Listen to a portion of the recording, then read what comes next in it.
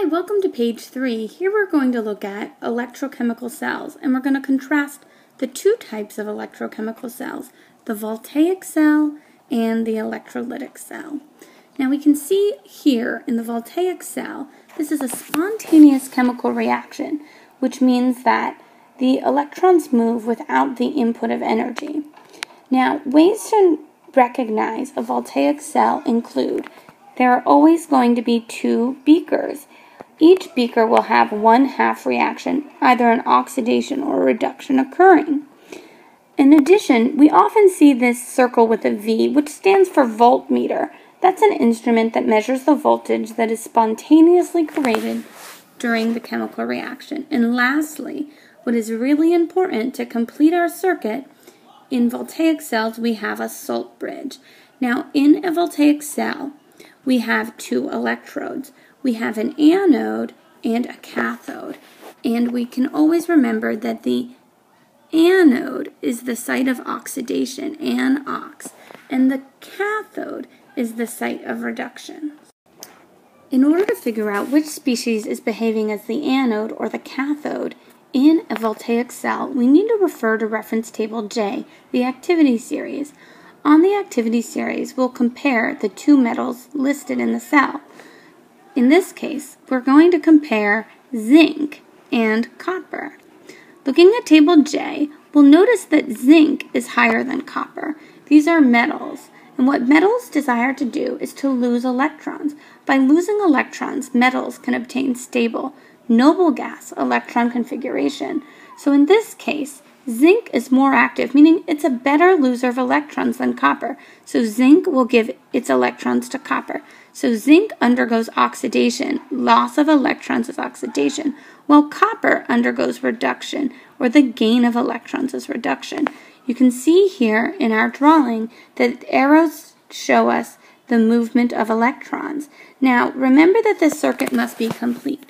Electrons have a negative charge, so that means that electrons flow from the zinc through the wire to the copper, and then negative particles will travel through the salt bridge from the right to the left.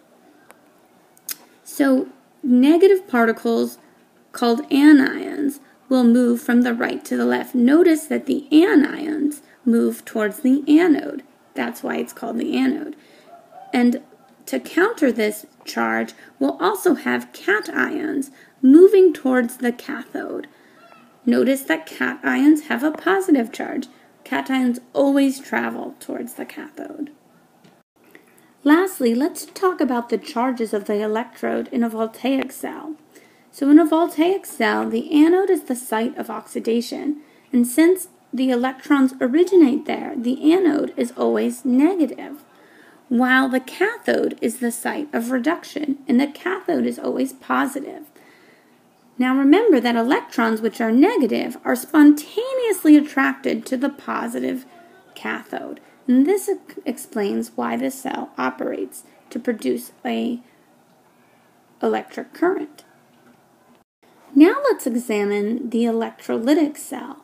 An electrolytic cell is a non-spontaneous chemical reaction, meaning that if we looked at reference table J, what would happen is, and we use the example from the previous, that an item that was not good at losing electrons would actually be able to give its electrons to something that's better at losing electrons. So where does this power come from? Well, this comes from a power source, usually a battery.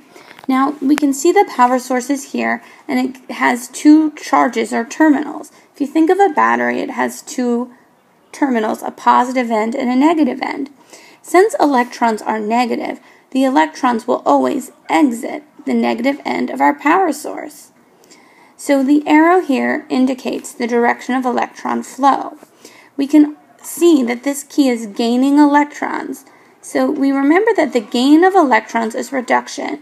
And we go back to our memory device and we remember that the reduction occurs at the cathode. That means that the other electrode must be losing electrons, and it must be our anode. Now, the thing that is different about a electrolytic cell that's non-spontaneous. So this negative electron is actually forced to go towards a negative electrode. Now we know that opposites traditionally repel, but that's the purpose of the battery, to provide energy to force a non-spontaneous chemical reaction. Now, if the cathode is negative, that means that our anode will be positive. This non-spontaneous chemical reaction can be observed from a reaction that occurs in only one beaker without a salt bridge, and it has a power source. Now, interestingly, very similar to the voltaic cell, we'll see that because the cathode is negative, oppositely charged particles in the electrolytic solution, here we have silver nitrate, will be attracted to it. So since the cathode is negative, positive cations will be attracted to it. And since our anode is positive, negative ions will be attracted to it. So again, just like in the voltaic cell, we have cations migrating towards the cathode and anions migrating towards the anode. So in this case, we have silver nitrate. Now, our reference table tells us that silver has an ion charge of +1, and nitrate, a polyatomic ion, has a charge of -1. So these silver ions will migrate towards the cathode, where they will gain electrons and undergo reduction. Sometimes the cathode is referred to as the fat red cat, because in all cases, since the cathode is where we have the gain of electrons, we'll have the mass of this increasing. In this case, the key will be plated with silver. Now that will happen because we're going to start with silver ions migrating towards the negatively charged cathode, gaining an electron that is coming through from the wire, and turning into silver atoms. Now let's look at the next question, and it asks us about oxidation in an electrochemical cell. Now again, we're going to refer to our great new memory device, an-ox. So we know that in both electrolytic and voltaic cells, this is always true. So the anode is where we have oxidation. So choice 3 is our best answer. The next question is very similar, and it asks what occurs at the anode. Again, we remember an-ox. Remember, you can't say an-cat, so an-ox always works. So we're looking for oxidation. Now, oxidation is always going to be the loss of electrons as oxidation, and our oxidation number will go up. So looking here, we see that from nickel ion to nickel atom, the oxidation number is going from 2 to 0. That cannot be oxidation. That instead is reduction. Choice 2, we have tin atoms becoming tin ions. That can be oxidation because the oxidation number is increasing. In choice 3, again we have the oxidation number increasing. We have zinc atoms turning into zinc ions.